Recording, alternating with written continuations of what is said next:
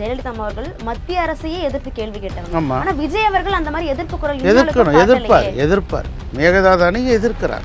கட்டக்கூடாது என்பதில் தெளிவாக இருக்கிறார். ஆக ஒவ்வொரு இப்போதான் 50 நாள் ஆச்சு. போக போக பாருங்க வில்லனை எப்படி அடிக்கிறாங்க. விஞ்ஞானி கண்டுபிடிச்சாங்க, கேரட்டு மேலே வந்து வீணாக போகுது, கீழே தானே விளையுது. முட்டைக்கோசு மேலே விளையிற போது கீழே வேர் மட்டும்தானே இருக்குது. 2 விதையையும் ஒன்றாக்கி மேலே முட்டைக்கோசும் கீழே கேரட்டும் வந்ததுன்னா ஒரே விதையில் அப்படின்னு சொல்லி கண்டுபிடிச்சி விதைச்சாங்க.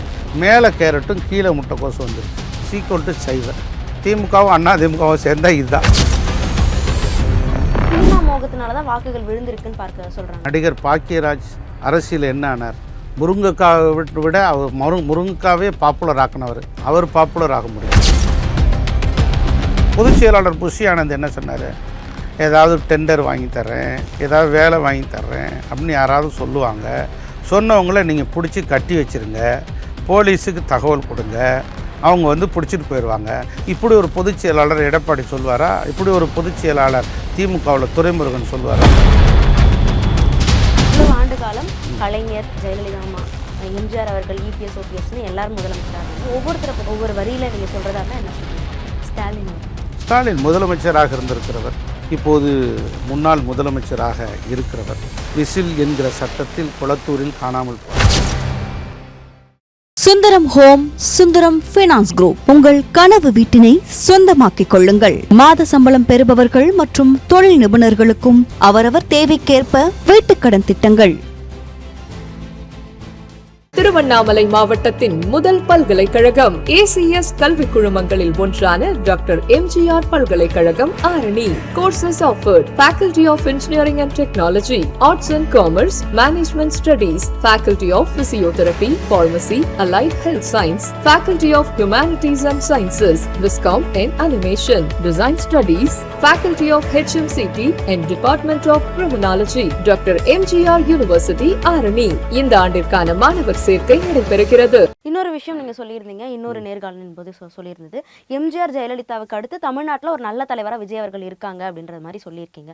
இப்போ ஒவ்வொருத்தரும் ஜெயலலிதா அவர்கள் மத்திய அரசையே எதிர்த்து கேள்வி கேட்டவங்க. ஆனா விஜய் அவர்கள் அந்த மாதிரி எதிர்ப்பு குரல் எதிர்க்க வேண்டிய விஷயத்தில் எதிர்ப்பார். நீங்கள் வந்து போய் மொட்டையை அடிச்சுட்டு போய் தலையில் போய் முட்டணுன்றீங்க, கல்லில் போய் அப்படி செய்ய மாட்டார். எதிர்க்க வேண்டிய விஷயத்தில் எதிர்ப்பார். மேகதாது அணையை எதிர்க்கிறார். கட்டக்கூடாது என்பதில் தெளிவாக இருக்கிறார். ஆக ஒவ்வொரு இப்போதான் 50 நாள் ஆச்சு. போக போக பாருங்கள் வில்லனை எப்படி அடிக்கிறாருன்னு. ஆனால் அந்த சட்டம் ஒழுங்கு இப்போ நிர்வாக ரீதியான பிரச்சனைகளுக்கு நேரம் கொடுக்கலாம். நீங்கள் சொல்வது போல சட்டம் ஒழுங்கு பிரச்சனை வந்து தொடர்ந்து வந்துக்கிட்டே இருக்கு, அதுக்கும் நேரம் கொடுக்கணும். அதுக்கும் சட்டம் ஒழுங்கு இன்னைக்கு வந்து சரிசமமாக பேணி காக்கப்படும். அதில் எந்த மாற்று கருத்து இல்லை. காவல்துறைக்கு முழு சுதந்திரம் அளிக்கப்பட்டிருக்கிறது. கடந்த முறையெல்லாம் வந்து காவல்துறை வந்து கட்டுப்பாட்டில் இருந்தாங்க. திமுக கட்டுப்பாட்டில். உதயநிதி சொல்வாரா அல்லது அவங்க மச்சான் சொல்வாரா, மாமான் சொல்வாரா இப்படின்னு கேட்டுக்கிட்டு இருந்தாங்க. போலீஸ் இலாக்கா தன்னுடைய துப்பாக்கியை பயன்படுத்துவதற்கு யோசித்தது. நான் கூட இவ்வளவு பிரச்சனை எழுந்திருக்கே, இவ்வளவு பிரச்சனை எங்கே பார்த்தாலும் நடக்குதே, துப்பாக்கியெல்லாம் பயன்படுத்தணுமே, ஏன் அதை பயன்படுத்த மாட்டேறீங்கன்னு கேட்டேன் நான் என்னுடைய நண்பர் ஐஜிக்கிட்ட. அவர் சொன்னார், நான் ஆயுத பூஜைக்கு மாத்திரம் எடுத்துகிட்டு சாமி கும்பிட்டு உள்ளே வச்சுருவோம் சார்னார். இன்றைக்கி அப்படிப்பட்ட நிலைமை இருக்கா? இன்றைக்கி அதையெல்லாம் வந்து கட்டுப்படுத்துகிற ஒரு அரசாக இந்த எல்லாரும் சுதந்திரமாக, தகுதி வாய்ந்தவர்கள், திறமையானவர்கள் எல்லா இடத்துலையும் இப்போ தாங்க நீங்கள் வண்டி இப்போ தான் ஸ்டார்ட் ஆகிருக்கு. வண்டி ஸ்டார்ட் ஆன உடனே நீங்கள் சென்னையிலேருந்து மதுரை கிளம்பிடுமா? ஒவ்வொரு ஸ்டேஷனாக போயிட்டுருக்கு. கொஞ்சம் பொறுங்க. இல்லை எவ்வளவு நாளும் காத்திருந்து நம்ம கேள்வி கேட்க வேண்டியது இருக்குது. அதுதான் வந்து இப்போ தண்ணி வந்து சூடு பண்ணி வச்சுருக்கீங்க. 100 டிகிரியில் தான் தண்ணி கொதிக்கும். என்னம்மா அதுக்குள்ளேயே கொதிச்சிச்சான்னு தொட்டு பார்க்கக்கூடாது. 100 டிகிரி ஆனால் நீங்கள் தொட்டு பார்க்க தேவையில்லை, தெரியும் பார்த்தாலே கொதி நிலையை. பொறுமையாக இருங்க, 100 டிகிரி வரட்டும். ஆட்சியில புதுசாக எல்லாரும் 100 டிகிரி அப்படிங்கிறது இந்த சட்டம் ஒழுங்கு சீர்கேடு அதிகமாக அப்படின்னு எடுத்துக்கலாம். எல்லாவற்றையும் சரி செய்வார்கள். லஞ்சலாவண்யமற்ற அரசு நடக்குதா இல்லையா? சரியான முறையில் நிர்வாகம் நடக்குதா இல்லையா? இன்றைக்கி வந்து ஆன்லைனில் பிடபிள்யூடி, ஹைவேஸு, இரிகேஷன் டிபார்ட்மெண்ட்டில் டெண்டர் இல்லை சார். நீங்கள் 100 டிகிரி எந்த கான்ட்ராக்ட்காரங்க யாராவது ஒரு அமைச்சர் வீட்டில் காத்திருக்காங்களா? நான் வந்து பொதுப்பணித்துறை ஹைவேஸ் மினிஸ்டர் திரு ஆதவ அர்ஜுனா வீட்டுக்கு போயிருந்தேன். ஒரு கான்ட்ராக்ட்காரர் கூட இல்லை.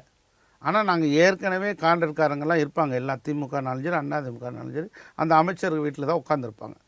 யாருமே இல்லையே. ஆன்லைன் டெண்டர், எல்லா விஷயத்தையும் நிர்வாகம். போக போக பாருங்கள், நல்லாட்சி என்பது தொடர்ந்து தந்து கொண்டே இருக்கக்கூடிய அரசாக இந்த அரசு இருக்கும். சமீபத்தில் கரூரில் இறந்த அந்த 41 குடும்பங்களுக்கு அரசு பணி கொடுக்கறதா வந்து ஒரு அறிவிப்பு வெளியிட்டிருந்தாங்க. இந்த அறிவிப்புக்கு பலரும் வந்து எதிர்ப்பு தெரிவிச்சிட்டு இருக்காங்க. ஆதரவு வெளியிலேருந்து ஆதரவு கொடுத்த கம்யூனிஸ்ட் கட்சிகளே கூட இல்லை இதை எதிர்க்கிறோன்னு சொல்கிறாங்க. ஒரு பக்கம் சீமானவர்கள் அப்படின்னு நிறைய இடங்களில் எதிர்ப்பு வரதை பார்க்க முடியுது. நீங்கள் எப்படி பார்க்குறீங்க? இது மனிதநேயத்தின் அடிப்படையில் பார்க்கணும். மக்களுக்காகத்தான் சட்டம், சட்டத்துக்காக மக்கள் இல்லை. ஆமாம், நமக்காக தான் சட்டையை தைச்சிட்டு நம்ம உடம்பை வந்து மாற்றக்கூடாது. ஆகவே வந்து இது மனிதநேயம், மானுடப்பற்று, கருணை, காருண்யத்தின் அடிப்படையிலே இந்த வேலை வாய்ப்பு வழங்கப்படும். அது எப்படி சொல்கிறாங்க? அது உங்களோட காசில் கொடுங்க, அரசினுடைய காசில் கொடுக்காது, எங்களுடைய டேக்ஸும் அதில் இருக்கு இல்லையா? இப்போ உயர்நீதிமன்றம் தீர்ப்பு கொடுத்துட்டாங்க, 1 மணி நேரத்துக்கு முன்னால் கொடுத்துட்டாங்க. என்ன கொடுத்துட்டாங்கன்னா, வேலை வாய்ப்பு கொடுக்கலாம், தற்காலிக வேலை வாய்ப்பு கொடுக்கலான்ட்டாங்க. உயர்நீதிமன்றத்தினுடைய ஆணையை கீழ்ப்படுகிறது இந்த அரசாங்கம். அதன்படி நாங்கள் நடக்கிறோம். நீதிமன்றத்துக்கு மேலே வேறு யார் அப்பீலிட்டி அத்தாரிட்டி? ஓகே, நான் ஒவ்வொருத்தராக இவ்வளவு ஆண்டு காலம் கலைஞர், ஜெயலலிதா அம்மா, எம்ஜிஆர் அவர்கள், இபிஎஸ், ஓபிஎஸ்னு எல்லாரும் முதலமைச்சராக இருந்தாங்க. ஒவ்வொருத்தரை பற்றியும் ஒவ்வொரு வரியில் சொல்கிறதுனா கலைஞர் அவர்கள் பற்றி ஒவ்வொரு வரியில் நீங்கள் சொல்கிறதா இருந்தால் என்ன சொல்வீங்க அப்படின்னு? கலைஞர் தமிழுக்கான ஒரு முகவரி. அரசியலில் எங்களுக்கு பிரியமுள்ள எதிரி எம்ஜிஆர். புரட்சித் தலைவர் எம்ஜிஆர் எங்கள் உயிருக்கு நிகரானவர். ஜெயலலிதா. புரட்சித் தலைவி அம்மா அவர்கள் தாயுள்ளம் படைத்த ஒரு தங்கமன தலைவி. ஓ பன்னீர்செல்வம். அவர் எங்களோடு அமைச்சராக இருந்த ஒரு இனிய பிரியமுள்ள எங்கள் மரியாதைக்குரிய அண்ணன் எடப்பாடி பழனிசாமி விட்டு பிரிந்து வந்தாலும் கூட எங்கள் சக தலைவராக, எங்களுடைய சக நண்பராக இருந்திருக்கிறவர், தலைவராக உயர்ந்திருக்கிறவர், தலைவராக செயல்பட தெரியாதவர் ஸ்டாலின் முதலமைச்சராக இருந்திருக்கிறவர், இப்போது முன்னாள் முதலமைச்சராக இருக்கிறவர், விசில் என்கிற சத்தத்தில் குளத்தூரில் காணாமல் போனவர், இருந்த போதிலும் கூட கண்ணியமாக நடந்து கொண்டிருக்கிறவர். தற்போது இருக்கக்கூடிய முதல்வர் விஜய் அவர்கள் ஒரு 2 வருடத்தில் ஒரு எளியவர் உச்சத்தை தொட்டிருக்கிறார். நான் வந்து ஒரு 2 வருடத்தில் கட்சியை தொடங்கி ஒரு எளிய மனிதராக இருந்து, உப்பை போல எளிய மனிதராக, மழைநீரை போல சுத்தமானவராக விளங்கிய ஒருவர் பற்றற்ற மனநிலையில் இருக்கிறவரை தேடி சிம்மாசனங்கள் தேடி வரும் என்று 2022 நான் சொல்லியிருந்தேன் அவரை பற்றி. அதற்குரிய சிம்மாசனம் அவரை தேடி வந்திருக்கிறது. விசில் சத்தம் தான் இனிமேல் இருக்குன்னு சொல்லியிருக்கீங்க. அப்போது உதயசூரியனோட வெளிச்சமோ இலைகளோட நிழலோ இனிமேல் கிடைக்காதுன்னு ஏற்கனவே முடிஞ்சு போயிடுச்சு. இல்லை, 35% தான் இவருக்கு வாக்களிச்சிருக்காங்க. மீதி இருக்கிற 65% அவங்களுக்கு தான் இருக்காங்களே. அவங்க வெற்றி 65% ஒன்று சேர்ந்தால் தான் வெற்றி பெற முடியும். 2 பிரிஞ்சில் இருக்காங்க. அதாவது வந்து அதிமுகவும் திமுகவும் ஒன்று சேர்ந்து நின்னா வெற்றி பெறலான்னு நினைக்கிறாங்க. 20% திமுக, 20% அதிமுக, 40%ன்றாங்க. 20 சேர்ந்துச்சுன்னா என்ன ஆகும்? 40 ஆகாது, அது 20 ஆகும், இல்லை 0 ஆகும். அதுதான் முக்கியம். அதாவது முட்டைக்கோசு மேலே விளையுது, தரைக்கு மேலே வந்து கேரட்டு தரைக்கு கீழே இருக்குது. விஞ்ஞானி கண்டுபிடிச்சாங்க, கேரட்டு மேலே வந்து வீணாக போகுது, கீழே தானே விளையுது. முட்டைக்கோசு மேலே விளையிற போது கீழே வேர் மட்டும்தானே இருக்குது. 2 விதையையும் ஒன்றாக்கி மேலே முட்டைக்கோசும் கீழே கேரட்டும் வந்ததுன்னா ஒரே விதையில் அப்படின்னு சொல்லி கண்டுபிடிச்சி விதைச்சாங்க. மேலே கேரட்டும் கீழே முட்டைக்கோசும் வந்துருச்சு. =0. திமுகவும் அண்ணா திமுகவும் சேர்ந்தால் இதுதான். இல்லை, ரெண்டுமே திராவிட இயக்கம் தான். இதுதான் முட்டைக்கோசு கேரட். தாவேக்காவை நோக்கி இணைஞ்சிருக்கீங்க அப்படின்ற ஒரு பார்வை பார்க்கப்படுது. அதிமுகவிலே இருந்திருக்கீங்க. ஒன்று அண்ணா ஆரம்பிச்ச கட்சி, இன்னும் அண்ணாவால உருவான கட்சி, அவருடைய அந்த அறிவை வச்சு உருவாக்கின கட்சி அப்படின்னு சொல்லலாம். அப்போ அதிமுகவில் இருந்த நீங்க அங்கேயும் ஒரு சில சலசலப்புகள் இருந்திருக்கு, உங்களுக்கும் அங்கேயே ஒரு சில விஷயங்கள் நேர்ந்திருக்கு அப்படின்னும் போது நீங்க எடப்பாடி அவர்கள்கிட்ட சொன்னதாகவும் சொல்றீங்க. இப்போ இவ்வளோ விஷயங்களை தாண்டி அதே திராவிட இயக்கத்தில் நீங்க போய் இணைஞ்சிருக்கலாம். தாவேக்காவில் இணைஞ்சதுக்கான காரணம் என்ன? திராவிட முன்னேற்றத்தில் இணைஞ்சிருக்கலாம். அண்ணாவுடைய கொள்கையை பின்பற்றுகிற தலைவர் விஜய் தான். மக்களிடத்தில் செல், மக்களோடு இரு, மக்களிடத்திலே பழகு, அவரிடமிருந்து கற்றுக்கொள். கலெக்டர் மாநாட்டில் சொன்னார். அண்ணாவுடைய கொள்கையை ஏற்றுக்கொண்ட காரணத்தினால்தான் இன்றைக்கி வெற்றி பெற்றிருக்கிறார். அண்ணாவுடைய கொள்கைகள் மறந்து விட்டார்கள் 2 கட்சிகளும், திமுகவும் அதிமுகவும். அதனால தான் காணாமல் போயிட்டு சினிமா மோகத்தினால தான் வாக்குகள் விழுந்திருக்குன்னு பார்க்க சொல்கிறாங்க. எத்தனையோ பேர் சினிமா அரசியலில் தொடங்கினாங்களே. நடிகர் பாக்கியராஜ் அரசியல் என்ன ஆனார்? முருங்கைக்காவை விட அவர் முருங்கைக்காவே பாப்புலர் ஆக்கினவர். அவர் பாப்புலர் ஆக முடியல. பாவரிசை படங்களில் உச்சபட்ச நடிகராக திகழ்ந்தவர் நடிகர் திலகம் சிவாஜி கணேசன். தங்கப்பதக்கம் படக்கத்தில் எஸ்பி சௌத்ரியா அப்படி ரோல் மாடலாக வருவார். அவர் மாதிரி நடிக்கக்கூடிய நடிகர்கள் யாராவது இருக்காங்களா? அரசியலில் தொடங்கி காணாமல் போயிட்டார். டி ராஜேந்தர், எவ்வளோ நடிகர்கள். ராத்திரி படுத்திருந்து திடீர்னு கனவுல வந்து கட்சியை கலைச்சிட்டு பாஜகவில் சேர்ந்தார் நடிகர் சரத்குமார். இப்படி எத்தனை நடிகர்களை வரிசையாக பட்டியலிடுங்க. நடிகர் ராமராஜ் ஒரு கட்சி தொடங்கினார், வர முடியலையே. உச்சத்தில் பிடியில் இருந்து 1000 கோடி ரூபாய் பிஸ்னஸ் ஆகுது நடிகர் விஜய்க்கு. அதை விட்டுட்டு அரசியலுக்கு வந்து ஒரு உயரத்தை தொட்டிருக்கிறாரு. மக்கள் ஏற்றுக்கொண்டார்கள். 108 இடங்களை தந்திருக்கிறார்கள். அடுத்த தேர்தல்னா 200 இடங்களை பெறுவார். அப்போ இந்த இடத்துல மக்களுக்கு ஒரு சந்தேகம் இருக்கு, ஃபுல்லா தந்தா எப்படின்றதுனால 108 இடங்களை மட்டும் தந்திருக்காங்க. அப்படி இல்லை, வாய்ப்பு இப்போ கிடைச்சிருக்கு. ஆட்சி அதிகாரத்தில் இருக்கார், முதலமைச்சராக இருக்கிறாரு. அடுத்தடுத்த கட்டத்தில் அவருடைய செயல்பாடுகள், அவருடைய அணுகுமுறைகள், மக்களுடைய கண்ணீரை துடைக்கின்ற விரலாக இருக்கக்கூடிய தன்மை, இவைகளெல்லாம் பார்ப்பார்கள். நல்ல திட்டங்கள் இவைகளெல்லாம் பார்க்கிற போது தொடர்ந்து அவர் இருப்பார். ஓகே சார், இப்போ அண்ணாவுடைய ஒரு செயலை ஒரு விஷயத்துல பார்த்தேன் அப்படின்ற மாதிரி சொல்றீங்க. அமைச்சர்களோட செயல்பாடு எப்படி இருக்கு? நீங்களும் அமைச்சரா, பள்ளிக்கல்வித்துறை அமைச்சரா இருந்திருக்கீங்க அப்படின்னும் போது பள்ளிக்கூடத்துல போய் அமைச்சர் கீர்த்தனா அவர்கள் கேட்கறது, அவர் வந்து தொழில்துறை அமைச்சர், ஆனா அந்த இடத்துல போய் அந்த விஷயங்கள் கேட்கறது, மாணவர்கள் கிட்ட ஆங்கிலம் தெரியாதா, அப்ப லாஸ்ட் பெஞ்ச் ஸ்டூடெண்ட் கிட்ட கேட்கணும், இந்த மாதிரி விஷயங்கள்லாம் எப்படி இருக்கு அமைச்சர்களோட செயல்பாடு? தவிர்க்கலாம். ஆகவே வந்து அமைச்சர்கள் வந்து இப்போதான் புதியவர்கள், இது போக போக சரியாயிரும். சின்ன விஷயம் அப்படின்ற தாண்டி பெரும் சர்ச்சையை ஏற்படுத்துது அப்படின்னும் போது குறிவைக்கப்படுகிறார். தொடர்ந்து டிவிகே அமைச்சர்கள் ஏதாவது தப்பு செய்ய மாட்டாங்களா, எதையாவது மாட்ட மாட்டாங்களா அப்படின்னு தேடி பிடித்து குறிவைத்து அதை பெருசுபடுத்தி பெருசுபடுத்துறாங்க. அந்த வேலையை யார் பார்க்குறது? எல்லாம் எதிர்கட்சி தான் பார்ப்பாங்க. செல்லூர் ராஜு பேச மாட்டாரான்னு காத்திருப்பாங்கல்ல. திண்டுக்கல் சீனிவாசன் எப்படா பேசுவார், அண்ணன் பேசுங்கன்னு சொல்லி அவர் ஏதாவது பேசணுன்னே அதை வைரல் ஆக்குவாங்கல்ல. அதிமுக ஆட்சி நடந்ததா இல்லையா? திண்டுக்கல் சீனிவாசன் பேசினார்னா தலைப்பு செய்தி, செல்லூர் ராஜு பேசினார்னா தலைப்பு செய்தி, உதயகுமார் பேசினார்னா தலைப்பு செய்தி. அவங்கன்னா அரிஸ்டாட்டிலா, சாணக்கியரா, இல்லை வந்து ஹவுடில்ய புத்தரா, என்ன அவங்க காமெடியாக பேசி ஏதாவது மாட்டிக்கிடுவாங்க. அது மாதிரி 1-2 விஷயத்தை ட்ரோல் பண்ணுறாங்க. புதியவர்கள், அவங்களால அனுபவம் வாய்ந்தவர்கள் நான் சொன்னவங்க. இப்போ புதியவர்கள் போக போக கற்றுக்கொள்வார்கள். பதவி கொடு, பொறுப்பு வந்தால் புத்தி வந்துடும்னு ஒரு பழமொழி இருக்குது. பொறுப்பு வாய்ப்பு வருகிற போது புதியவர்கள், இளைஞர்கள் இப்போ தான் அரசியலுக்கு வந்தாங்க, எம்எல்ஏ ஆகிட்டாங்க, அமைச்சரும் ஆகிட்டாங்க, ஆட்சி அதிகாரம் வந்துருச்சு, போக போக கற்றுக்கொள்வார்கள். இல்லை சார், நீங்கள் சொன்ன இந்த செல்லூர் ராஜு அவர்களெல்லாம் கூட காமெடியாக பேசுவாங்க, சர்ச்சையில் மாட்டிப்பாங்கன்னு சொன்னீங்க. ஆனால் இதெல்லாம் வந்து கொஞ்சம் சென்சிட்டிவான விஷயமா இருக்கு இவங்க பண்ணுறதெல்லாம். இப்போ ஒரு குழந்தைய வந்து அப்படி கேட்குற அந்த விஷயம் வந்து அதாவது வந்து அதுதான்மா, இதுக்கு இங்கே கடந்து விட்டுருங்கன்னு சொல்கிறேன். அடுத்து சரியாயிருவாங்க. ஒன்றும் எல்லாம் சரியாயிரும், ஒன்றும் பிரச்சனை இல்லை.